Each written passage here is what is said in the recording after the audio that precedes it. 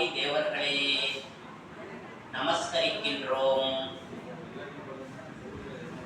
இன்று இந்த சக்தி வாய்ந்த தலத்தில் மகாபாரத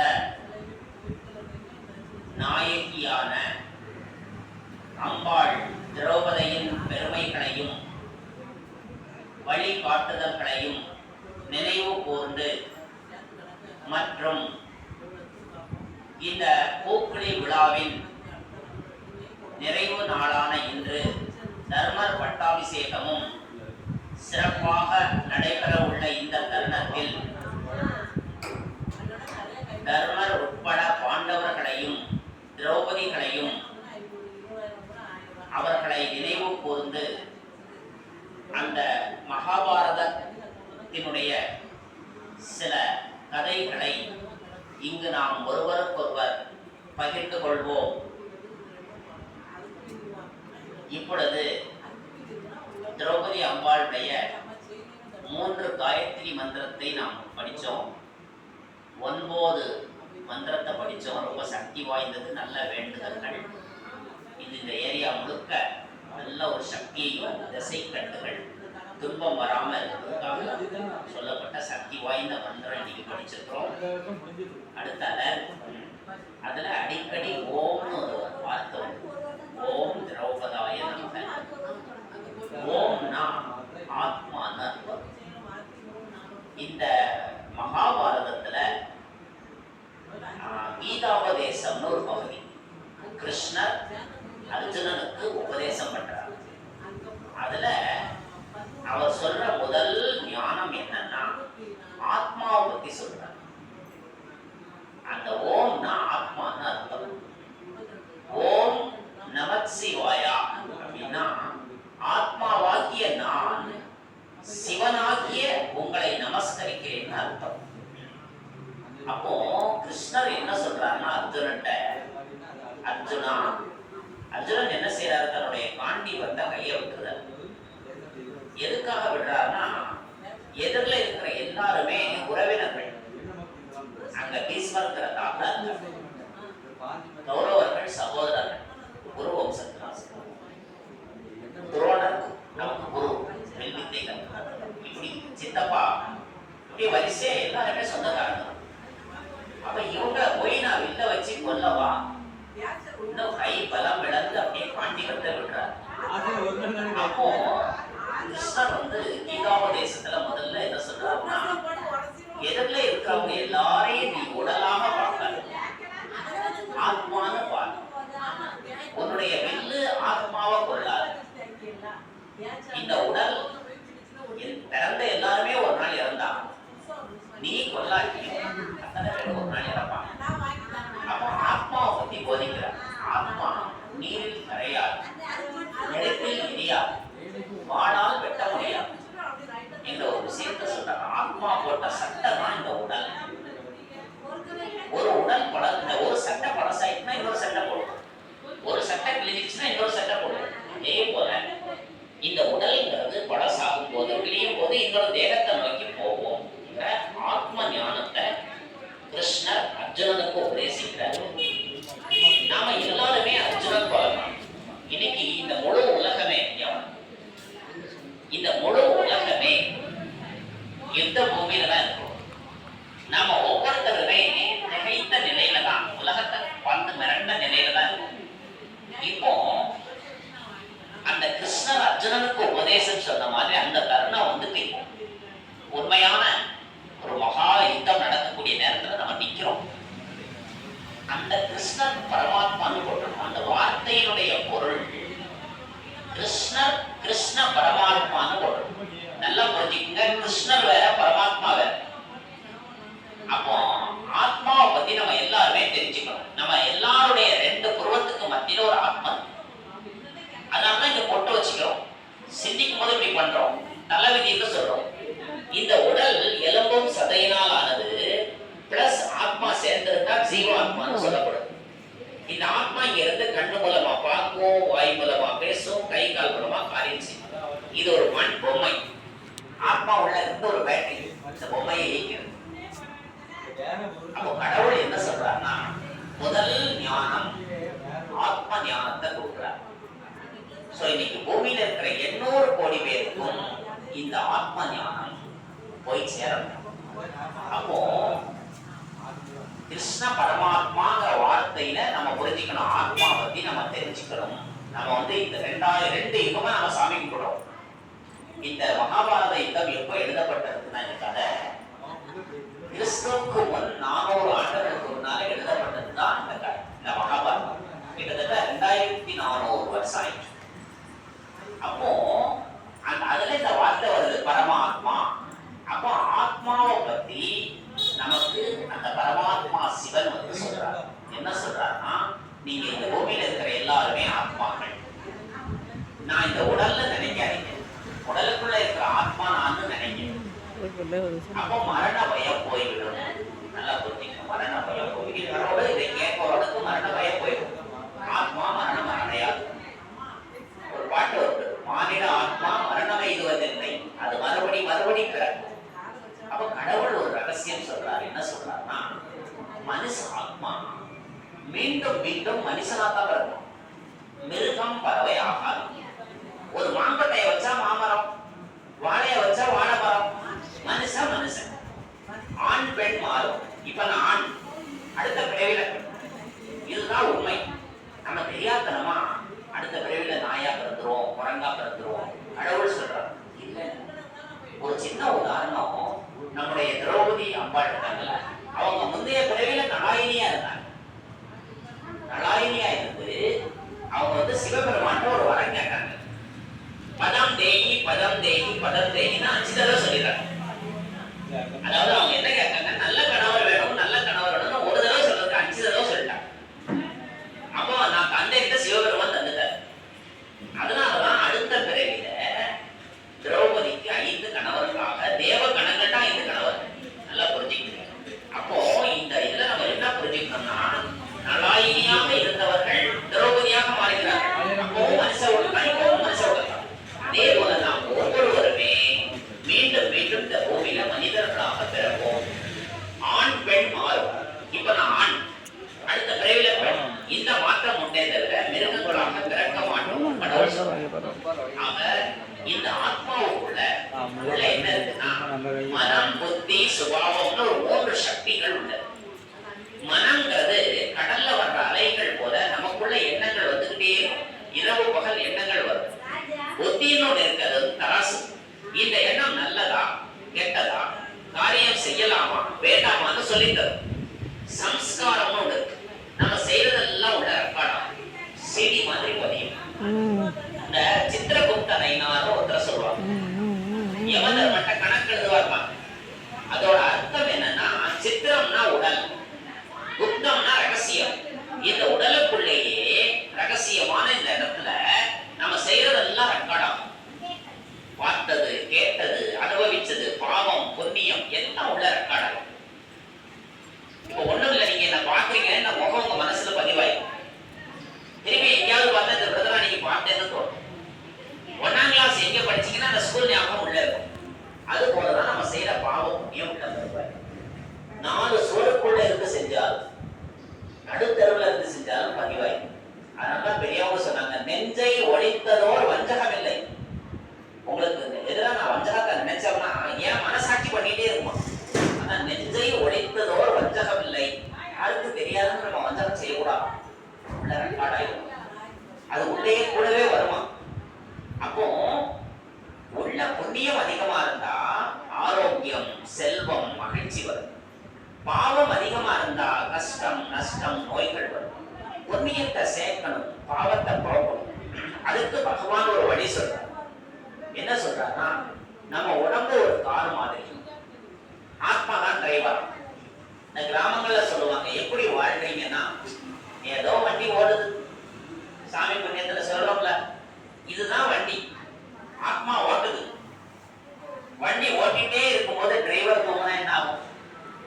ஆக்சிடென்ட் ஆகும்ல. அதே போல இந்த கண்ணு திறந்த நாம இந்த 3வது கண்ணை மூடிக்கிட்டோம். இந்த சிவராத்திரி அன்னைக்கு கண் முழிக்க சொல்றது இந்த கண் கிடையாது, ஞான கண், நெற்றி கண். இந்த கண்ணு திறந்தா கடவுள் காட்சி, ஒரு ஜோதி தெரியும். பேர் தான் சிவன் அல்லது பரமாத்மான்னு பேர்.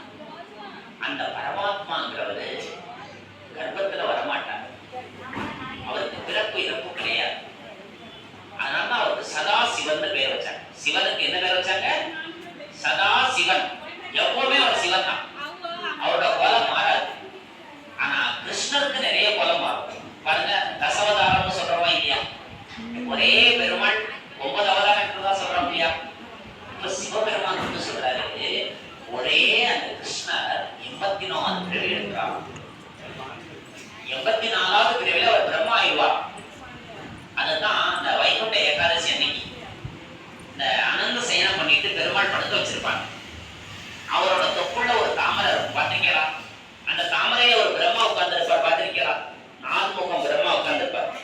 அந்த படத்தோட ரகசியம் கடவுள் வந்து சொல்றார், ஒரு காலத்துல கிருஷ்ணராக நாராயணனாக இருந்தவர் 84வது பிறவில வயோதிகரான பிரம்மா ஆகிறார்.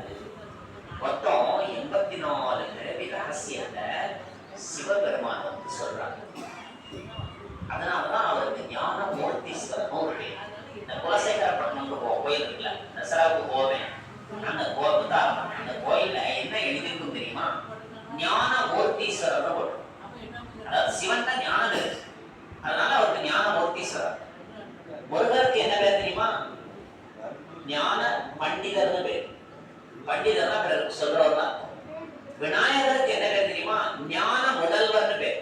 ரைட்டா? அப்ப ஞான மூர்த்தீஸ்வரர், ஞான பண்டிதர், ஞான முதல்வர். ஓகேயா? அப்ப எல்லாத்துலயும் ஞானம் வருதா?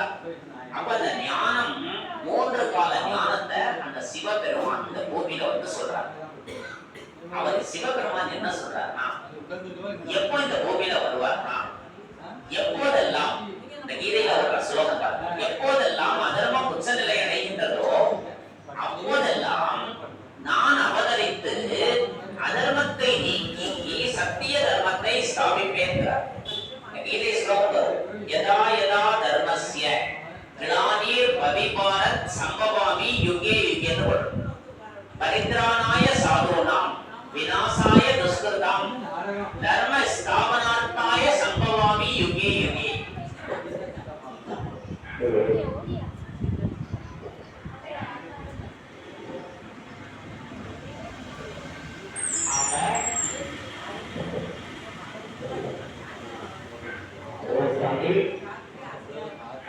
அதனால இப்போ இந்த பூமியில அதர்மம் அதிகமா இருக்கா, தர்மம் அதிகமா இருக்கா? அதர்மம் தானே. அப்போ அதர்மத்தை நீக்க சத்திய தர்மத்தை ஸ்தாபிக்க இறைவன் இந்த பூமியில வர்றார். இறைவன் பூமியில எந்த பகுதியில வருவார்னா, அது பாரத தேசத்துல தான் வர்றார். அதனால சொன்னால சிவனுடைய அவதார பூமி பாரதம்னு சொன்னாங்க. அதனாலதான் சிவராத்திரி ஒரு பண்டிகை கொண்டாடுறோம். ஆஸ்திரேலியாவில் கன்னியாகுமரி வரைக்கும் சிவனுக்கு கோவில், பெரிய பெரிய கோவில் கட்டியிருக்கோம். 30 ஏக்கர் 40 ஏக்கர் இருக்கும். காரணம் இல்லாம ஒரு கோவில் கட்ட மாட்டாங்க. உதாரணத்துக்கு மகாத்மா காந்திக்கு நிறைய செலவு வச்சிருக்காங்க. நம்ம ஊருக்கு ஒரு செலவு ரூபாய் கடவுள் அரசு ஆபீஸ்ல ஒரு பணம் தந்தது. எதுக்காக மகாத்மா காந்திக்கு இந்த மரியாதை கொடுக்கிறோம்? அவர் நம்ம சுதந்திரம் வாங்கியிருந்தார். சுதந்திரத்திற்கு அவர் என்ன சொல்றாருன்னா, நாம் பெற்ற சுதந்திரம் முழுமையான சுதந்திரம் அல்ல என்று ஒரு பெண் தன்னந்தனியாக நட்ட நடைவரிசையில் நகைகளோடு நடமாட முயற்சிக்கிறதோ அதுதான் உண்மையான சுதந்திரம். சுதந்திரம் வாங்கி 20 வருஷம் ஆகியது. இன்னைக்கு வரைக்கும் ஒரு பெண் தனியா போயிட முடியாது. அப்ப நாம வாங்குற சுதந்திரம் வெள்ளக்காரன் கட்சி வாங்க அரசியல் சுதந்திரம். நிறைய விதமான அடிமைகள் இருக்கு. ஆண் பெண்ணா அடிக்கப்பட்டது, உயர்ந்ததாரி பணக்காரி அடிக்கப்பட்டது, பணக்கார ஏழை அடிக்கப்பட்டது, முதலாளி தொழிலாளி அடிக்கப்பட்டது. இப்படி ஏராளமான அடிமைகள். எல்லாத்துக்கும் ஒவ்வொரு மனிதனும் தான் செஞ்ச பாவத்துக்கு அடிமையா இருக்கார். நம்ம சொல்ல தெரியுமா, என்ன பாவம் செஞ்ச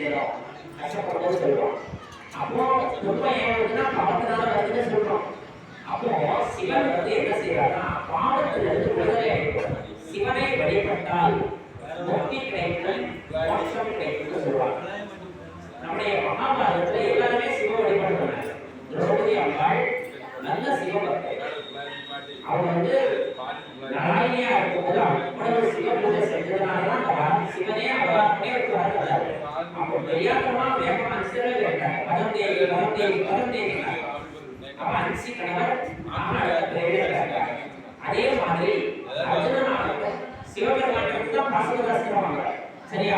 அப்ப மகாபாரதத்துல இருக்க எல்லாருமே யார்கிட்ட இருந்து வரமாகிறாங்க? சிவபெருமான். என்ன காரணம்னா எல்லா தேவர்களுக்கும் தேவாதி தேவன் மகாதேவன் சிவன். அப்போ இங்க நம்ம எல்லாரும் உள்ள புரிஞ்சுக்கிறோம். மொத்தம் தேவர்கள் 33 பேர். கடவுள் இருந்தார். கடவுள்னா சிவபெருமான குறிக்கும். அவருக்கு உடல் கிடையாது. தேவர்கள்னா 33 பேர். சொல்லுவாங்க 33 கோடி தேவர்களை பற்றி சொல்றாங்களா இல்லையா? அப்ப தேவர்கள் 33 பேர். தேவர்களுக்கு உடல்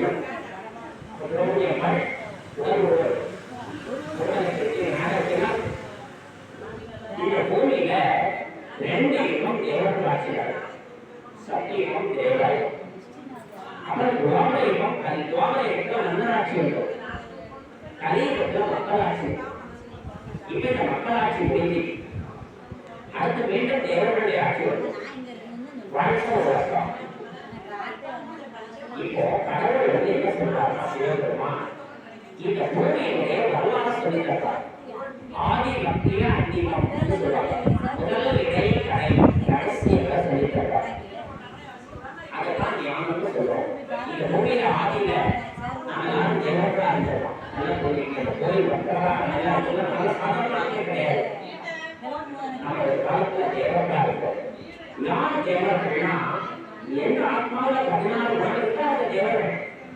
தேவ வாழ்த்துவாங்க 16 பெற்று செல்வாழ்வாங்க. அந்த 16 குணம் இருக்கும் பொழுது ஒளிக்கிரீடம், ஒளிக்கிரீடம், ரத்னக்கிரீடம், காசு மாலை, தங்க மாலை, இப்படி எல்லா செல்வங்களும் நம்ம இருந்தோம். சத்தியத்துல நம்ம எல்லாருக்கும் யார் ராஜா தெரியுமா? விஸ்வ மகாராஜன் நாராயணன். நல்லா புரிஞ்சுங்க. நாராயணனுடைய ராஜ்யத்துல நம்ம எல்லாம் வாழ்ந்துக்கிறோம். விஸ்வ மகாராணி லட்சுமி. லட்சுமியை யார சொல்றோம்? திரௌபதியுடைய ஒரு அம்சம் தான் லட்சுமி. லட்சுமி தான் திரௌபதியுடைய வரலாற்றுல எழுதப்பட்டிருக்கு. ஒரு பிரேமே இந்த பிரேமே அது ஒரு பிரேமே. ஆக நம்ம எல்லாரும் தேவர்களாக வாழ்ந்த பூமி 2 யுகம். இந்த பூமி சொந்தமா இருக்கலாம். 2 யுகம் நடக்கா இருக்கும். இந்த சொந்தமும் நடக்கணும் வேலை கிடையாது. கடவுள் சொல்றார். அதாவது எப்படி 24 மணி நேரத்துல 12 மணி நேரம் பகல், 12 மணி நேரம் இரவு. மாறி மாறி வருதுல்ல. கிளாக் வருதுல பகல். அப்புறம் அதிக சோழர்களோட இரவு இல்லை. கரெக்டா சாயந்தரம் 6 மணியானா இருக்கு. காலையில் 6 மணிக்கு வச்சு வந்தது. அப்ப இரவு பகல் ஒரே இடத்தில் நடப்பதுதான் சொர்க்கமும் நரகமும் இதே கோவில நடந்தார். அப்போ இந்த மொத்தம் 4 யுகங்களை பற்றி கடவுள் சொல்லிட்டார். இந்த 4 யுகங்கள் ஒரு காலச்சக்கரமாக வரையப்பட்டது. அந்த காலச்சக்கரம் காலக்கணிப்பா அது ஒரு முறை சுத்தினா 5000 வருஷம். இந்த 5000 வருஷத்துல 2500 வருடம் சொர்க்கம், 2500 வருடம் நரகம். இப்ப நரகத்தோட முடிவுல இருக்கிறோம். 2036 பிறகு டெல்லி எப்படி கிடைக்கிறது? கிருஷ்ணன் படுத்துவார். கம்ச கோயில் கிருஷ்ணன் பிறப்பாக சாஸ்திரம் சொல்லுது. கம்சன் தான் யாரு தெரியுமா? தீவைக்கு பொறுப்பு கொண்டார். தன்னை கொல்ல வந்த மருமகன் தன் தங்கையின் மகன் தன்னை கொள்வான் என்று கருதி அத்தனை குழந்தைகளும் சாகட்டும், தீவைக்கு பொறுத்துங்கள் என்று உத்தரவு பெற்றதுதான் கம்சன். அந்த கம்ச குறியீட்டு கடவுள் சொல்றார். நம்ம பூமி மாதிரி 40 பூமியை இருக்கக்கூடிய அணுவாயுதங்களுக்கு மத்தியில வாழ்வோம். என்ன ஆகுமா? மேற்கத்திய நாடுகள் அணுவாயுதத்தில் அழிச்சிருவாங்க. இந்தியா வந்து சுனாமி, இயற்கை சித்தங்கள், பூகம்பங்கள்ல இப்ப இருக்கிற மேற்கு தொடர்ச்சி மலையெல்லாம் உள்ள போயிருமா? உள்ளே இருக்கிற தங்க மலை வெளியே வந்துடும். இப்ப நம்ம வீடு கட்டணும்னா என்ன செய்ய தெரியுமா? அந்த கருங்கலை வெட்டி வீடு கட்டுறோம். அந்த கருங்கெல்லாம் உள்ள போயிடும். தங்க மலை வந்துடும். கிருஷ்ணன் கிடைக்கும் அப்படி ஆயிடும். அப்புறம் அதை வெட்டிதான் வீடு கட்டுவாங்க. தங்கத்துல துவாரத்தை இருக்குன்னு சொல்றோம். கிருஷ்ணனுக்கு மட்டும் தங்க மாளிகை இல்லை. உங்களுக்கு நம்ம எல்லாருக்குமே நம்ம தங்க மாளிகை தான் வசிக்க போறோம். சத்தியம் சத்தியம். ஒரு மனுஷன் 150 வருஷம் வாழ்வாங்க. இப்ப 60-70 காலமாயிடுறாங்க. சத்தியத்துல அகால மரணமே கிடையாது. 150 வருஷம் பரிபூர்ண வாழ்க்கை. அது திரேதாயுகத்துல 120,000 வருஷம். ஆக 150 வருஷம் வாழ்வோம். தங்க மாளிகை இருக்கும். பசுவும் புலியும் ஒரே நீருடைய தண்ணி குடிக்கும். இந்த மகாபாரதத்துல போட்டு தர்மர் கதையில பாருங்க, தர்ம ஆட்சியில் ஒரே விண்ணியில் நீரையும் பாம்பும் பாலகத்துக்கு எழுதப்பட்டது. பசுவும் புலியும் ஒரே நீருடைய நீரை கொடுத்தது. அப்போ என்ன அர்த்தம்னா அகிம்சை தர்மம் சத்தியம்னு இருந்தான். அது பேர் ஆதி சனாதன தேவி தேவரா தர்மம். ஆதினா ஆரம்பத்தில் தேவி தேவதா தர்மம் இந்த பூமியில இருந்தது. அந்த தர்மம் அப்படியே சீனம் அடைஞ்சி இப்ப கலியுகத்துல அந்த தர்மம் யார தர்மத்தை தூக்கி வச்சிட்டாங்க. நமக்கு எது தோணுதோ அதை செய்யணும். ஏன் நல்லா முக்கியம். அடுத்தவங்க என்ன கஷ்டப்பட்டாலும் பரவாயில்ல நினைக்கிறாங்களா, அது பேர் தான் அதர்மம். ஒரு கவிஞர் எழுதினார், பாவம் என்ற கல்லறைக்கு பலவழி என்ற தர்மதேவன் கோவிலுக்கு ஒருவரை.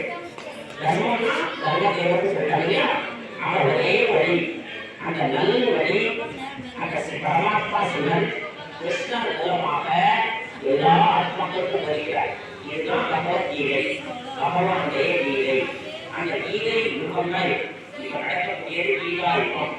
இந்த கீதா யுகத்துல இந்த கோவில உட்கார்ந்து அந்த கீதா ஞானத்தை நம்ம கேட்கிறோம். யாரெல்லாம் இந்த கீதா ஞானம் கேட்கிறார்களோ அவர்களுக்கு முக்கிய ஜீவன் முக்தி கிடைக்கும். அதனால இந்த மாதிரி மகாபாரத கதையை ஏன் படிக்கிறோம்னா அந்த உண்மைகளை உணர்ற ஆத்மா சித்தி ஆகும்.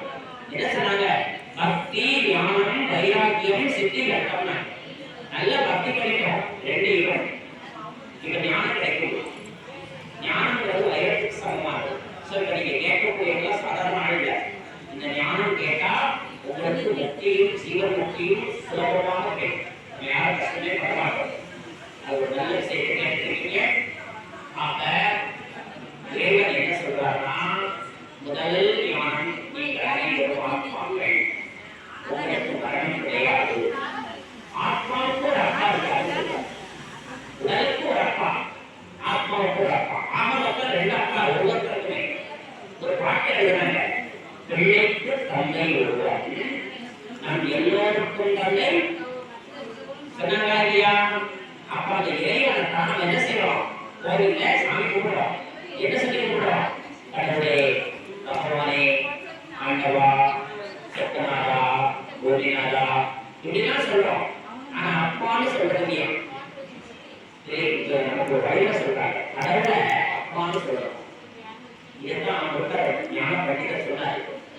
அப்பனுக்கு பாடம் சொல்ல சுத்தம் சொன்னாங்க. அது என்ன பாடம்னா அப்பா அப்பா அப்பா மூணுதான் சொன்னாங்க. நம்ம எல்லாருக்கும் சொல்லிக்கங்க, நாம இறைவனை அப்பா என்று அழைக்க வேண்டும். அப்பான்னு சொன்னா உறவு வரும். நல்லா புரிஞ்சுக்கங்க, நெருக்கம் சம்பந்தம் வரும். அப்பாவுடைய சொத்து யாருக்கு வரும்? பிள்ளைகளுக்கு வரும். அப்ப கடவுளுக்கு அப்பாவுடைய சொத்து இந்த உலகம் பிரபஞ்சமும் அவருடையது. அப்ப அந்த சொத்து நம்ம எல்லாருக்கும் வரணும். அந்த கடவுள் என்ன சொல்றாரு தெரியுமா? நான் இந்த பூமிக்கு வரேன், அதர்மத்தை நீக்கிறேன், சத்தியமான பூமியாக்கி சொந்த பூமியாக்கி உங்களுக்கு நான் பரிசா தந்துடுறேன். அந்த பரிசு சொல்லாம ஞான பழம் யாருக்கு சொந்தம்னு ஒரு போட்டி ஒரு திருவிளையாட படத்துல பார்த்துருக்கீங்க. நாங்கள் என்ன செய்வாரு? ஒரு பழத்தை வாங்குறோம். இந்த பழத்தை சாப்பிட்டா இது ஞான பழம் ஒரு பழம் சாப்பிடுறது. உடனே ரெண்டு பிள்ளைகளுக்கு எப்படி கொடுத்தது ஒரு சோதனை வந்தது. அப்போ ஒரு டெஸ்ட் வைப்பாங்க. யார் உலகத்தை முதல்ல சுத்தி வர்றாங்களோ அவங்களுக்கு இந்த ஞானப்படம். உடனே நான் ஒரு வழியை சுத்தி வருகிறேன்னா அவர் போயிட்டார், மயிலே போயிட்டார். அப்புறம் விநாயகர் என்ன செய்யறாரு? அவர்தான் ஞானம் முதல்வர் ஆச்சே. ஆனா கொஞ்சம் யோசிக்கிறார். என்ன யோசிக்கிறாரு? ஆர்வத்தை கேட்கிறார். உலகம் என்றால் என்ன? அமையப்பது என்றால் ஒரு சின்ன ஒரு கொஸ்டின் கேட்கிறார். அடுத்த குடும்பத்தை கொஸ்டின் கேட்கிறார். அவர் என்ன சொல்றாரு? அமையப்பன் தான் உலகம், உலகம் தான் அமையப்பன். அவன் அமையப்பன் சுத்தம் உலகத்தை சுத்தமாக அவன் ராமனான்றாரு. புரிஞ்சுதா? உடனே சுத்தி வந்து ஞானப்படுத்த வாங்கிட்டாரு. நம்ம எல்லாரும் இந்த கதையில நம்ம புரியணும். நாம இருக்கிற இடத்துல இருந்தே இறைவனை வழிபடக்கூடிய ஒரு வழியை காட்டுற விநாயகர் என்ன சொல்றாரு? நீங்க இருக்கிற இடத்திலேயே சுத்தலாம். அதான் பட்டியல் எழுதுறாங்க. இருக்கும் இடத்தை விட்டு இல்லாத இடம் தேடி எங்கெங்கோ அழிவிக்கிறாய் ஞான தங்கமே. எழுதாங்க இல்லையா?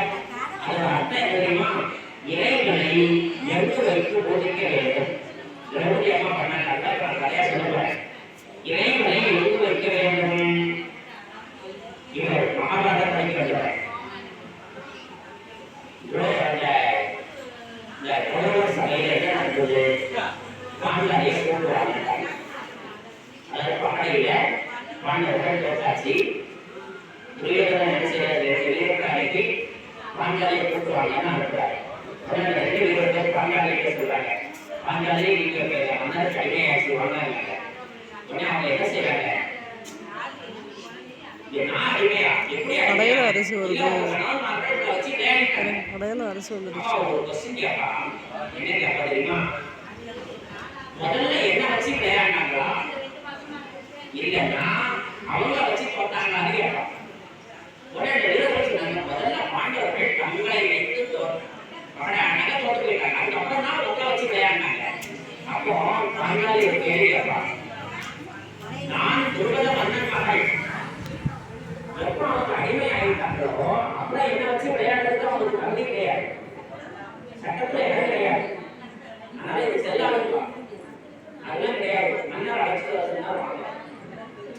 அப்போ அவங்க திரௌபதி என்ன செஞ்சிருக்கோம், அந்த நேரம் ஒரு சோதனை வந்தோடனே கிருஷ்ணன் சொன்னாங்க வந்து உதவ வந்துருப்பா, ஆனா இந்த கூட்டலையும் அதனுடைய சட்டப்பலத்தை வாய்ப்பலத்தை காமிக்கிறார். அப்புறம் சபைக்கு கூட்டத்தை கிடையாது, ஒவ்வொருத்தையா நீதி கேட்பாங்க, இது முறையா, இது நீதியா, இது தர்மா, இது யாருக்கு கேட்காங்க, பீஷ்மர், திருவர், துரோணர், அவையில இருக்கிற ஒவ்வொருத்தையும் கேட்காங்க, யாருமே வாய் வந்து பதில் சொல்ல அவையே கேட்காங்க.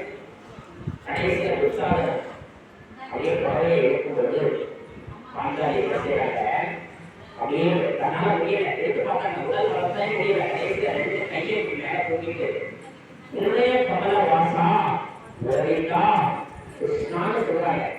அடுத்த நிமிஷத்துல இருந்து அப்படியே புடவைகள் அள்ள குறையாம வருது. உற்சாகமே கை வச்சு மயங்கி கொடுத்தாரு. அங்க நம்ம இடம் பற்றி அடுத்த நாள் பாஞ்சாலி கேட்கறாங்க கிருஷ்ணா, கிருஷ்ணா நான் கூப்பிட்ட உடனே நீங்க அடுத்த செகண்ட் வந்துட்டீங்களே, எப்படி எப்போதுமே கூப்பிட்ட உடனே வரமாட்டீங்களே அப்படின்னு சொல்லும் போது கிருஷ்ணர் என்ன சொல்றாருன்னா, நீ குறிப்பிட்ட இடம் அப்படி இல்லை, கடவுளை எப்படி கூப்பிடணும்னு பாஞ்சாலி சொல்லி தராங்க. ஹிருதய கமல வாசா கோவிந்தான்னு நீ கூப்பிட்ட, நீ பரந்தாம வாசான்னு கூப்பிடுறா அங்கிருந்து வர லேட் ஆயிடும், வைகுண்ட வாசான்னு சொல்லியிருந்தா லேட் ஆயிருக்கும், துவாரகா வாசான்னு சொல்லியிருந்தா லேட் ஆயிருக்கும். நீ என்ன சொன்ன, ஹிருதய கமல வாசான்னு சொன்ன, இதயம் என்ற தாமரையில் வசிப்பவரே என்னை காப்பாத்துன்னு நீ சொன்ன, இதயத்துல இருந்து நான் வெளியவருக்கு எத்தனை செகண்ட் ஆகும்னு கேட்டேன். அப்ப நம்ம என்ன புரிஞ்சுக்கணும், கடவுளை எங்க வச்சுக்கணும், நம்முடைய இதயத்தில் வைத்துக் கொள்ள வேண்டும். அதனால கோயிலை பொட்டு வச்சுக்கிறோம், நல்ல கவர்மெண்ட் இருக்க எல்லா இடத்திலையும் பொட்டு இருக்கு. பொட்டை ஏன் வச்சுக்க போனா தெரியுமா, எப்படி வச்சுக்கணும், இறைவா அப்பா இந்த இடத்துல உட்காருங்க எவ்வளவு வாங்க சொல்லி வைக்கணும். சாமி கும்பிட்டா பக்தி, அந்த சாமிய நம்ம உள்ளத்தை வச்சா அங்கே கர்ம யோகம் கீதையில எழுதப்பட்டிருக்கு. யார் கடவுளுக்கு பிரியமானவர்னா கர்ம யோகிதான் கடவுளுக்கு பிரியமானவர் கீதையில சொல்லப்படும். கர்ம யோகம்னா என்ன, கர்ம யோகம்னா காட்டுக்கு போய் யோகா பண்றது கர்ம யோகம் கிடையாது. நீங்க வீட்டிலேயே இருக்கணும், எல்லா வேலையும் செய்யணும், ஆனால் யோகம்னா இணைந்து விட்டது, இறைவனோடு இணைந்து இருக்க வேண்டும். நிறைய கர்மம் செய்யணும், உங்க மனசு கடவுளோட இணைந்துட்டோம். அதுதான் கீதையில ஒரு மந்திரம் இருக்கு, மண் மனாபத, மண் மனாபத. கிருஷ்ணர் அர்ஜுனனுக்கு சொல்றார், உன் மனதை என்னிடத்தில் வை. இதுதான் மந்திரம். நீ என் மனசுல வச்சுட்டு நீ வேலை செய், நீ போர் செய், உனக்கு அந்த பாவம் வராது. நம்ம எல்லாருக்கும் கடவுள் என்ன சொல்றாரு தெரியுமா, நீங்க எந்த வேலை செஞ்சாலும் தனியா செய்யக்கூடாது. காலையில எந்திரிச்ச உடனே ஒரு வழிபாட்டு முறை என்ன தெரியுமா, பிரம்ம முகூர்த்தம்னு சொல்லுவாங்க. முகூர்த்தத்துல 5, அந்த 5 மணிக்கு முன்னால எந்திரிச்சு முகத்தை கழுவிட்டு ஒரு 5 வார்த்தை சிவபெருமான்கிட்ட சொல்லணும். நல்லா புரிஞ்சுக்கங்க, பாண்டவர்களை பத்தி நல்லா செலவச்சு வழிபடுறோம். பீமன் எப்படி வழிபடுறா தெரியுமா, அப்படியே ஒவ்வொரு இந்த பூமியில உழைக்கிற எல்லாம் இறைகின்ற அனைத்து பூக்களும் இறைவனுக்கு அர்ப்பணம்னு சொல்லுவாங்க. நாமெல்லாம் என்ன செய்வோம், கொஞ்சம் பூவை பறிச்சு ஒரு பழமோ ஒரு மாலையோ போய் சாமிக்கு விடுவோம். ஆனா பீமன் மாத்திரம் எப்படி செய்வாராம், இந்த பூமியில உழைக்கிற எல்லா பூவையும் மானசீகமாக நான் அர்ப்பிக்கிறேன்னு சொல்வார். அப்போ பீமன் தர்மம் எல்லாருமே இறைவனை நன்கு வழிபட்டவர்கள். அதனால அந்த தவ பலம் அவங்கள்ட்ட வீராதி வீரர்களாக இருந்தாங்க. நாம ஒவ்வொருத்தருமே அந்த பிரம்ம முகூர்த்தத்துல சிவபெருமான நினைச்சு அஞ்சு வார்த்தையை சொல்லணும். அப்பா எங்க வீட்டுக்கு வாங்கன்னு கூப்பிடுறது. ஒரு குழந்தை கூப்பிட்டா கடவுள் வருவார். இரண்டாவது வார்த்தை சொல்லணும், அப்பா இல்ல பாருங்கன்னு சொல்லணும். கடவுள் பார்த்தா சக்தி வரும். அதான் கோயில தரிசனம்னு பார்க்கிறோம். எப்படி பார்க்கிறோமா இல்லையா? சாமி தரிசனம். கடவுள் சொல்லுவாங்க, கடவுளோட கருணை கண் பட வேண்டும். இறைவா உன்னுடைய கடைக்கண் பார்வை எனக்கு கிடைக்காது. முழு பார்வை இல்லை, லேசா கடைக்கண் பார்வை சொல்ல அந்த அப்பாட்ட கேட்கணும், அப்பா வாங்க என்ன பாருங்கன்னு சொல்லல, என்ன சுத்தமாக்குங்கன்னு சொல்லணும். நல்லா புரிஞ்சுங்க. உடலை சோப்பு போட்டு டெய்லி குளிப்பாட்டிடுவோம். நம்முடைய ஆன்மாவை சுத்தமாக்கணும்னா கடவுளால தான் முடியும். அதனாலதான் பர்பஸ் ஒட்டிக்கிறோம். கடவுள் ஒளின்னு சொல்லிட்டு அந்த ஒளி மேல இருக்காங்க காட்டிட்டு ஐயத்துக்கு கொண்டு வருவாங்க. கடவுளுடைய பிரதிமை தான் அந்த ஒளி. அந்த ஒளியை ஏன் ஒட்டிக்கிறோம்? அந்த ஒளி சக்தி வெளி மூலமா உள்ள போனா உள்ளே இருக்கிற பாவை எழுப்போம். இதுதான் தத்துவம். உணர்ந்து ஒளிவினால் இதயமடையலாம்னு சொல்லியிருக்காங்க. அப்ப நம்ம என்ன உணரணும்னா, நான் ஆத்மா, என்னுடைய அப்பா தான் சிவன், கூப்பிட்ட குரலுக்கு ஓடடி வருபவர், அவரை வர சொல்லணும். கடைசி வருஷம் முக்கியம், அப்பா எப்படி இருந்ததுன்னு சொல்லணும். அம்மாக்கள் கேட்கறதுங்க, சமைக்கும் போது என்ன சொல்லணும் தெரியுமா? அப்பா என் கூட வந்து இந்த சமையல் பண்ணுங்கன்னு சொல்லி பாருங்க. அந்த சாப்பாடு வணக்கம் ருசிக்கும். அரிசியை உடையப்படுவது சிவார்ப்பணம், அது கிருஷ்ணார்ப்பணம் போவாங்க. சாதம் பிரசாதம் ஆகும். சாப்பிடுறவர்களுக்கு மனபலம், உடல் பலம், ஆயுள் பலம். இதே எந்த காரியம் செஞ்சாலும் சாப்பிடும்போது என்ன செய்ய தெரியுமா?